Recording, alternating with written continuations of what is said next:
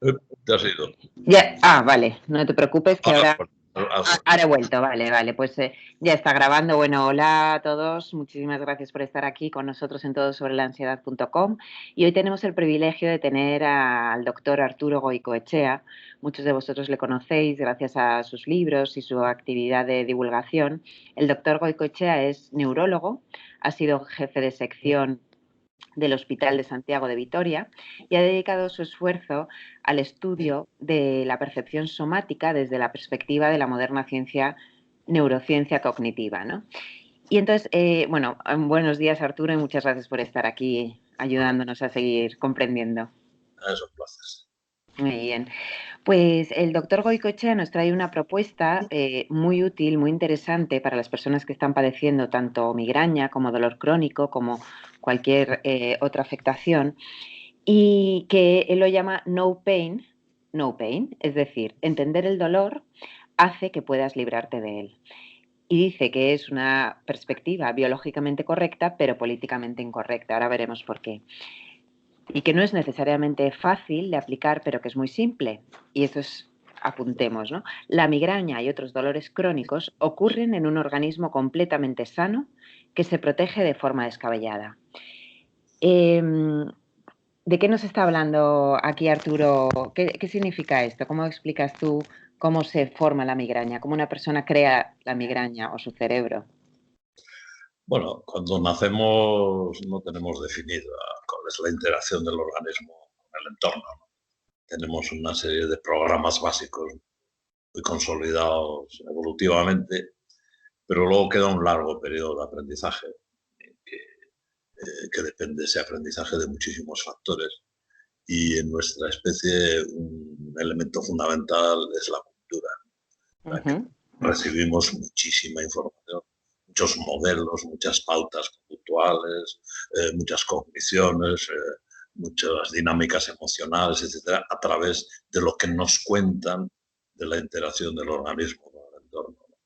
Y ese organismo va a actuar en función de ese pool de conocimiento que le provee la cultura experta. Entonces, eso yo creo que está en el corazón del problema de lo que se llama síntomas sin explicación médica.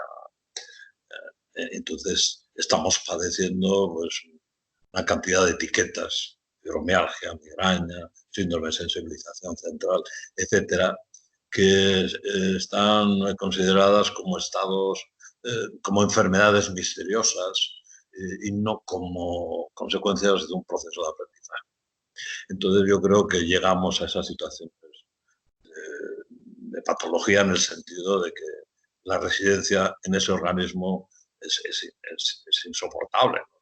El grado de mortificación que generan esas etiquetas pues es muy alto. Incluso es peor tener esa no enfermedad que tener una enfermedad. Uh-huh. O sea, si alguien padece la etiqueta fibromialgia, el sufrimiento e invalidez que eso conlleva es superior a si tiene una artritis reumatoide. En una artritis reumatoide encontraremos una anatomía patológica. En la fibromialgia no encontraremos nada más que marcadores biológicos que sí, que diferencian ese organismo de un organismo normal o sin síntomas, pero que no son marcadores de enfermedad, son marcadores de un estado de alerta protección. Uh-huh. Y claro, residir en un organismo que continuamente está en estado de alerta protección es una desgracia. O sea que a veces pues se confunde lo que es una enfermedad con estados innecesarios del organismo, estados desde la perspectiva del organismo. Entonces yo lo que intento es difundir una idea que es el error evaluativo neuroinmune. O sea, Uh-huh. en el proceso de aprendizaje, los sistemas que nos defienden activamente, que protegen la integridad física del organismo, no solo es el sistema inmune, que sí, que lo conocemos, los anticuerpos y todas esas cosas, sino que también una parte de la red neuronal del sistema nervioso que se dedica expresamente a eso, a defender, y altamente integrada con el sistema inmune. Entonces yo creo que lo fundamental en nuestra intervención es hacer a la gente consciente de que hay un sistema neuroinmune que nos defiende en función de lo que le han enseñado a evaluar como amenaza y que comete errores. Entonces, no pasa nada en un aprendizaje si hay errores. Pero esos errores tienen que ser detectados como errores y corregidos. Lo que sucede es que los profesionales muchas veces, ante la consulta, el paciente cuenta sus síntomas. Pues me duele la cabeza, pues en vez de poner, eso es un error evaluativo de su sistema neuroinmune, pero dice, no, padeces migraña. Entonces, ese es el momento clave, porque en vez de modificar el error, lo que se hace es generar un sesgo de confirmación, un bucle que luego es muy difícil salir de él. Y ya se coloca uno en una dependencia de un diagnóstico que implica unas terapias, un peregrinaje de soluciones, etc. Nosotros lo que hacemos es explicar a los pacientes este embrollo, este núcleo del error evaluativo, y cuando lo comprenden, lo aceptan y lo aplican con más o menos facilidad, pues pueden salir del infierno. No sé si lo he explicado. Lo has explicado perfectamente y me parece interesantísimo, efectivamente, cómo el hecho de etiquetar a un paciente, ¿no? Ya sea con migraña, con cualquier tipo de dolor crónico y también en el caso de la ansiedad, ya predispone, ¿no? O ya pone en alerta, suma a la alerta que ya tenía activada, ¿no? De forma más o menos automática, toda una serie de creencias, de anticipaciones, de identidades que le hacen, ¿no? Alimentar el miedo y todo ese bucle del que está ya padeciendo. Una cosa, Arturo, antes de seguir, ¿se ha desactivado la cámara o simplemente, o sea, la puedes No, volver a activar o es problema de...? hay que activar vídeo. Perdón. Nada. No sé, no me veo yo aquí, pero a ver, cámara. De vídeo. Ahora, a ver, ahora me veo. Igual es que no me soporto. A ver. Ahora, No, es para que puedan verte, o sea que si no, no, tampoco pasa nada, pero... me parece. ¿Estoy por ahí? Ahí estamos, perfecto, No, perfecto. no he tocado nada, ¿verdad? Bueno, se ha activado. Parece que ha visto el error Skype. Vale, interesantísimo. Entonces, por ejemplo, de hecho, cojo citas, ¿no? Que están en tu blog, que pueden leer, o en tus libros. Dice, muchos de los padecimientos que sufrimos surgen de un cerebro normal, confiado y equivocado, que activa sus programas defensivos guiados por la cultura. Entonces, toda esa serie de cultura tanto médica como los medios de comunicación, como antecedentes históricos, ¿no? Nos están ya metiendo una serie de creencias y sugestiones y anticipaciones que, lo que decíamos, muy interesante. Hay también en uno de tus libros, que luego pondré los enlaces, haces un símil entre lo que es la alergia y la migraña, por ejemplo, ¿no? Sí, ¿Nos puedes explicar este ejemplo de cómo funciona el cuerpo en ese sentido? sí, no, no es una metáfora ni un símil, es que es Es lo que el sistema sucede. neuroinmune. Entonces, lamentablemente, la medicina contempla toda la problemática de la evaluación inmune, y todo el mundo ha oído hablar de la alergia, de las enfermedades autoinmunes, y no cuesta nada explicarles que uno cuando padece alergia no es él el que se provoca, no, es que su sistema inmune ha atribuido a una molécula ambiental, el polen, pues, una capacidad de amenaza y está actuando como si el aire con polen fuera un aire infectado. Y no detecta como error y se mete en el bucle del error evaluativo. No, pues lo mismo que el sistema inmune comete errores en ese proceso evaluativo, la red neuronal tiene un proceso evaluativo continuo, lo mismo que el sistema inmune. Eso lleva a algunos errores de apreciación de amenaza que no pasa nada si se detectan y se corrigen. El aprendizaje es eso, error, ensayo, error. Exacto. El problema está que, eso, lo que he dicho antes, ¿no? En vez de interpretarlo como un proceso de aprendizaje con una cuota de error que el profesional tendría que minimizar, lo que hace es lo contrario, amplificar el número de errores y sobre todo establecer bucles cognitivos, emocionales, conductuales, etcétera, que la atrapan, ¿no? Y no puede hacer nada. Uno no puede desarrollar una idea de organismo por sí mismo. La idea que tenemos de organismo nos la cuentan. Ujú.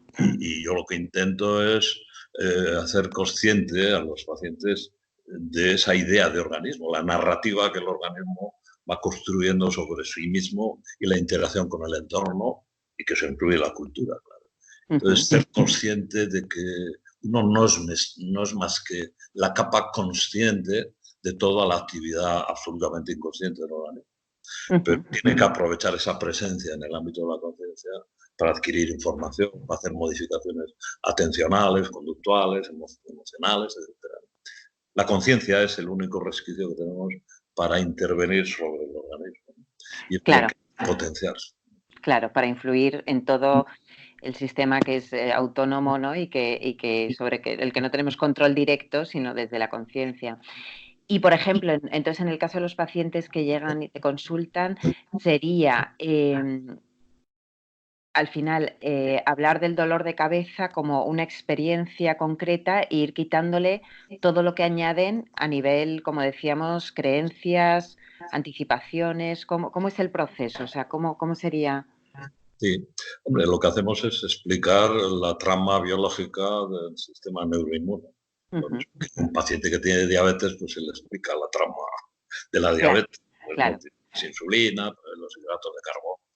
Entonces le hablamos, la gente, por ejemplo, no tiene idea de que hay una red nerviosa que está por todas partes, neuronas y qué función tiene. No hay alfabetización mínima en biología del sistema nervioso defensivo, ¿no? Yo creo que eso es urgente, que aparezca. Entonces nosotros le explicamos lo que es una neurona defensiva, lo que es el sistema defensivo, lo que es un proceso evaluativo, el aprendizaje. Les hablamos de la red neuronal en sus funciones defensivas.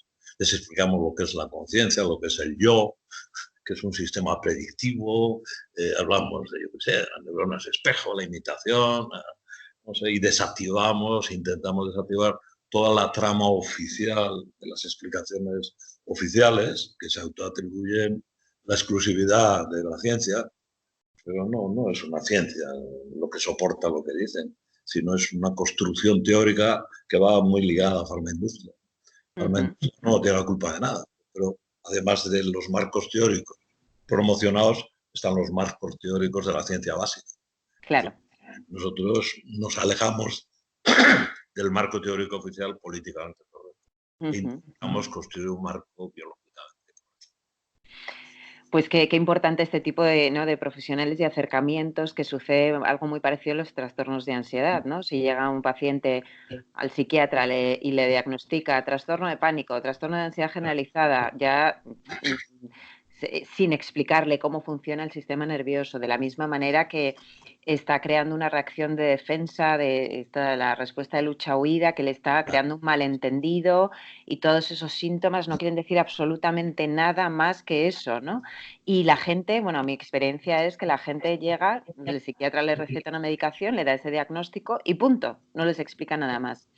Sí, Luego, gracias a Dios, los pacientes tenemos internet, ¿no? Y tenemos libros como los tuyos, y el paciente se informa, ¿no? Y cada vez es más activo y más responsable.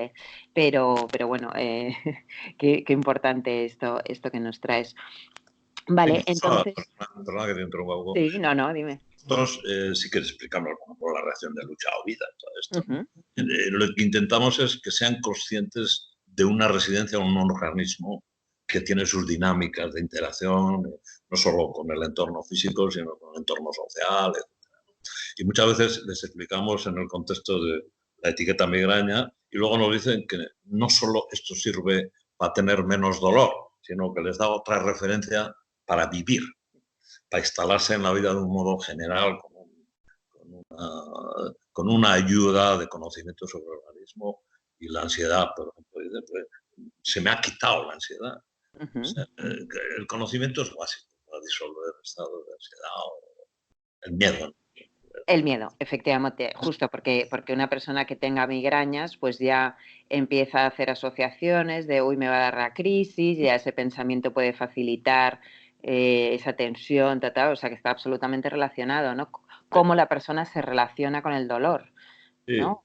Eh, Luego hay una cosa importante en la migraña y en estas situaciones, que es la estructura fóbica. Háblanos sobre ello. Sí, las fobias se construyen fácilmente. La Ujú. fobia es pues considerar una posibilidad teórica. Todo puede ser teóricamente posible. Bueno, todo. Muchas cosas son teóricamente posibles. Yo me meto en un ascensor, puedo no poder salir, morirme. Bueno, teóricamente es posible, pero es altamente improbable, ¿no? En la fobia puede más la posibilidad teórica y atrapa al individuo. Bueno, pues la estructura fóbica aparece en el organismo, en el sistema defensivo, lo que llaman el error menos costoso, o el principio del detector de humo. Si hay humo, se activa. Pues el organismo funciona así, por lo menos de inicio, ¿no? Luego entra el proceso de disolver estructuras fóbicas, no evitando los escenarios, sino asumiendo esos escenarios y haciendo un trabajo de sensibilización. Bueno, pues todas las propuestas oficiales van en la dirección de estructurar y cronificar fobias. Ya. Entonces nosotros lo que hacemos es, bueno, animar a la gente a que quite el miedo, que trabaje el escenario, que no identifique el escenario en que aparece el dolor para evitarlo, sino si lo ha identificado es para trabajarlo y disolver el miedo a la interacción con ese escenario. Enseguida empiezan a beber vino, y no pasa nada. Claro, claro, totalmente. Es ir disolviendo, desmontando todas esas Claro. fobias basadas en malentendidos, ¿no? Que sin darse cuenta o con mayor o menor responsabilidad los médicos alimentan, ¿no? O el sistema, no los médicos en concreto, sino el sistema. El sistema, digamos. Vale, vale.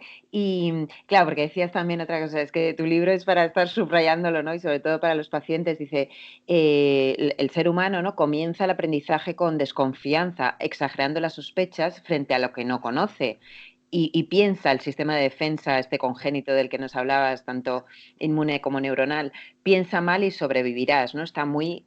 Y nos ponemos en un pensamiento distorsionado en el sentido de distorsionar la amenaza y la probabilidad de que suceda, ¿no? Es todo, no está mal, o sea, quiero decir, no, la base no es un mecanismo que funcione, o sea, que sea inútil y que haya que desactivar, sino que hay que regularlo, ¿no? Y reaprender, que el cerebro y la persona reaprenda todos esos mecanismos. Sí, el organismo va a actuar sobre la base de la sospecha generalizada, ¿no? Y eso lo que ha producido es un aumento de la expectativa de vida, ¿no? Todo esto está al servicio de la supervivencia, pero eso no nos garantiza el bienestar. Al final habitamos en burbujas medio imposibles y estamos atrapados, seguiremos vivos, pero atrapados. En el primer mundo, en el mundo civilizado, tenemos más expectativa de vida, pero hay más enfermedades autoinmunes, hay más migrañas, hay más errores evaluativos. Porque hemos potenciado un sistema que desconfía de todo, hay demasiada instrucción de esto es malo, no hagas esto, lo otro. Cuando vean un niño con un triciclo, con un casco, una codera, gafas de Ya. sol, con su padre, con un palo, llevando por ahí. Estamos empobreciendo el medio de aprendizaje. Claro, porque esa sobreprotección impide, ¿no? Que la persona tenga la experiencia de toda la fuerza que tiene realmente y la capacidad de supervivencia real, ¿no? No, pero no por evitación, sino por enfrentarse Claro, a porque peligros tenemos reales. una capacidad de adaptación. El humano es especialmente adaptativo a todo tipo de entornos. Entonces lo que estamos haciendo es definir un entorno en el cual no hay variación, no hay riqueza de aprendizaje, ¿no? Los entornos urbanos son todos lisos, verticales, no hay, ni siquiera visualmente hay variabilidad, ¿no? Luego nos desplazamos en vehículos. Eso tiene contrapartidas. Si además luego dedicamos todo y Claro, porque vamos luego yo creo que, a lo que es una no sé qué. enfermedad. Totalmente, que se suma la baja tolerancia al malestar, ¿no? Y al dolor, también al dolor. Entonces ya esa baja tolerancia hace que la persona entre en la rueda de la medicalización y que también se sume al dolor la experiencia de rechazo del dolor, que lo incrementa, ¿no? Y nos falta un poco de espiritualidad en ese sentido, o de capacidad de aceptación en la sociedad en general, ¿no? No estoy yendo a la individualidad. Sí, pero somos incautos, lógicamente, porque tenemos mucha dependencia de información experta. Y nos creemos que hay terapias para todo. Si no fuera por el efecto placebo, por ejemplo, en temas de dolor, cuando no hay destrucción de tejido, la aportación no es la química la que elimina el dolor, ¿no? Es el cumplimiento de una condición exigida por la red motivacional que te pide una conducta de consumo de eso, y hasta que no ejecutas, no retira el estado de alerta, ¿no? Entonces, nosotros todo esto lo explicamos, hablamos mucho sistema recompensa, etcétera, para que interpreten desde la perspectiva de la biología. Decimos también que no confundan correlación con causalidad, hablamos de falacias lógicas, de las trampas que puede tener el sistema que les llevan a una consolidación de un error. Consolidación de un error, efectivamente, justo. Ir, como tú dices, ¿no? Desactivando el chip migrañoso, ¿no? Creo que sí. ¿Y por qué llamas? Ya sé que lo hemos nombrado, pero la gente me preguntaba que por qué llamabas a la migraña pesadilla cerebral. ¿Pesadilla en qué sentido?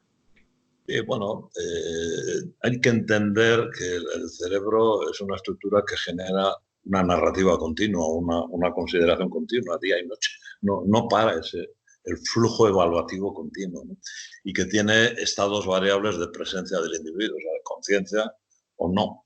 Por la noche el sistema apaga la conciencia y el individuo queda sumido en una estructura imaginativa, onírica, que no tiene nada que ver con la realidad, directa, pero sí con realidades vividas que se cuentan de otra manera, ¿no? Entonces todo el mundo reconoce la pesadilla, ha sido una pesadilla, y se despierta igual, ha sido una pesadilla, ¿no? Pero bueno, la migraña sería una pesadilla también. Está el organismo viviendo una situación que no es real, que es como si en ese momento en la cabeza, en el espacio meningeo, hubiera una infección, hubiera sangre. En el espacio meningeo no está pasando nada, o sea, por eso le llamé pesadilla, pero el hecho de estar despierto no disuelve la pesadilla, sino que la consolida, pero porque hay una información que está operando, hay cogniciones, creencias, emociones, etcétera. Entonces nosotros lo que intentamos es una pesadilla, estás despierto, disuelve la pesadilla. Con la metáfora de la conciencia como cine cerebral, ¿no? Y es un cine interactivo, que uno está espectador, es una película, eso no está sucediendo, etcétera, ¿no? Claro, es que de nuevo veo mucha relación, ¿no? con la ansiedad, por ejemplo, cuando alguien está en ese estado de ese trance que parece que va a pasar algo inminentemente destructivo, que le va a pasar, que se va a morir y tal, que es lo mismo, ¿no? Él está perfectamente seguro en ese momento, todo está bien a su alrededor, pero está en una pesadilla con los ojos abiertos. Y cuando lo entiende, ¿no? Poco a poco, a través, como tú dices, del entendimiento, va pudiendo despertar ante la experiencia. Sí, sí. Y luego trabajamos mucho también, bueno, les explicamos lo importante que es la atención como una posibilidad de enfocar la realidad hacia adentro o hacia afuera, ¿no? O enfocarla hacia adentro, pero fríamente, o sea, sin una carga emocional, ¿no? Bueno, sí, Claro. ¿qué pasa? Pero si no está pasando nada, tal, a ver, dolor, tal. Tiene elementos también que se parecen un poco a la hipnosis, ¿no? La autosugestión, pero en este caso no para sugerir lo que... No, para imponer la realidad sobre el ámbito imaginativo, que no está pasando nada, ¿no? Entonces, convence a tu cerebro que a toda la narrativa esa construida a lo largo de la vida, que hay que corregir esa historia, ¿no?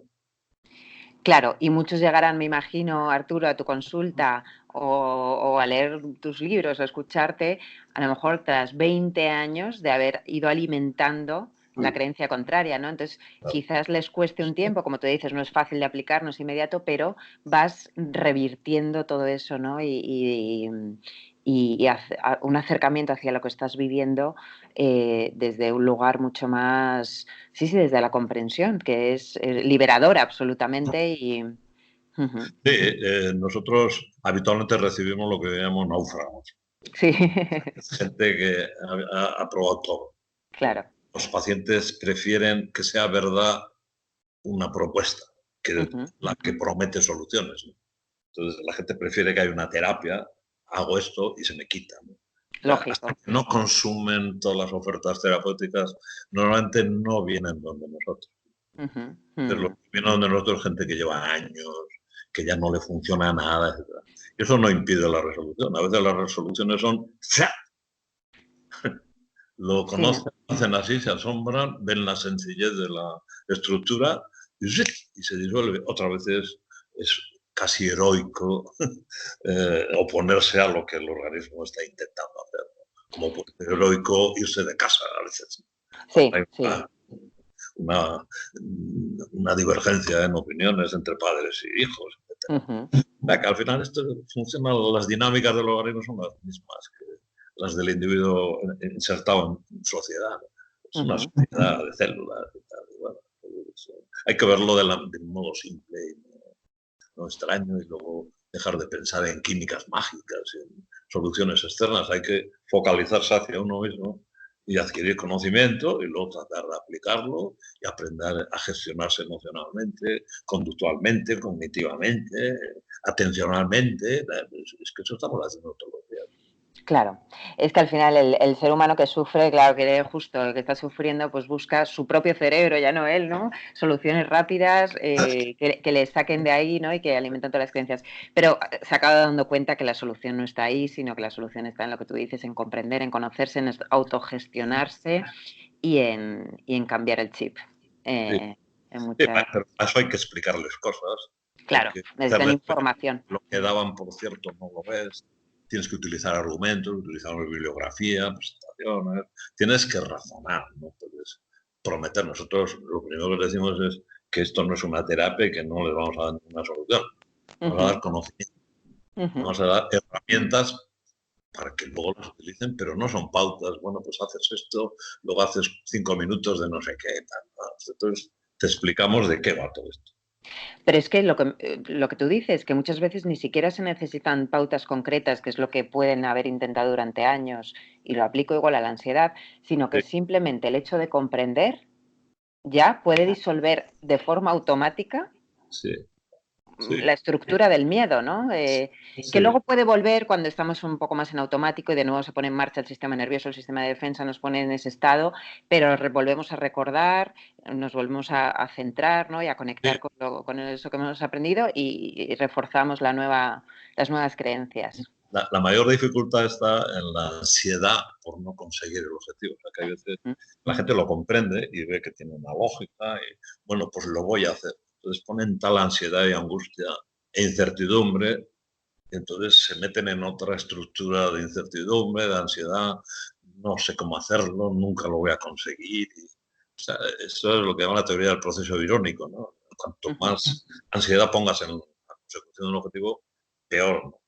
Si uno quiere tocar el piano en público, tiene que conseguir la frialdad, tiene que emocionarse con la música, pero no con la incertidumbre de la ejecución.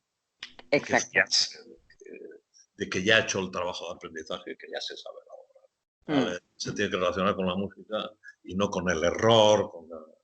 Qué bueno. Es como tú decías, dónde pongo la atención, ¿no? Y desde Sí, dónde lo estoy haciendo. sí, bueno, Ujú, sí, ujú. además hay ejemplos buenísimos de eso. ¿No? La señora me contaba que le despertaba los dolores de cabeza, tal, y antes, pues, si se despertaba con dolor de cabeza, tenía un día perro horrible que ya no podía hacer nada. Tal.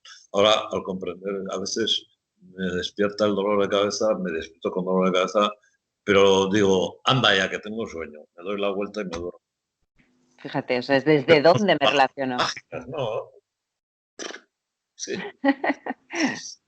Sí, O, por sí. ejemplo, la migraña menstrual, que les explicamos la menstruación, la biología de la menstruación, nada, la tosis, que es la caída de la hoja en otoño, Ujú. bueno, biológico, de un árbol que también tiene mujeres, ¿no? Tenéis ahí el bueno, pues ahora ya no tenía migraña con la regla, de lo que sabía que tenía la regla con la hemorragia, pero no antes.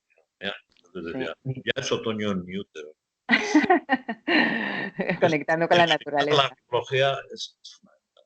Hay que utilizar Fundamental, la biología. fundamental. Vale, muy bien. Pues mira, tienes, para el que nos esté escuchando y viendo, hay varios libros, ¿no? Este es uno de ellos. Luego pondré los enlaces. También tienes en el blog muchísimas entradas, muchísima información, vídeos. Pero bueno, desde aquí te agradecemos de nuevo tu participación y queremos dar ese mensaje de que el conocimiento es poder, ¿no?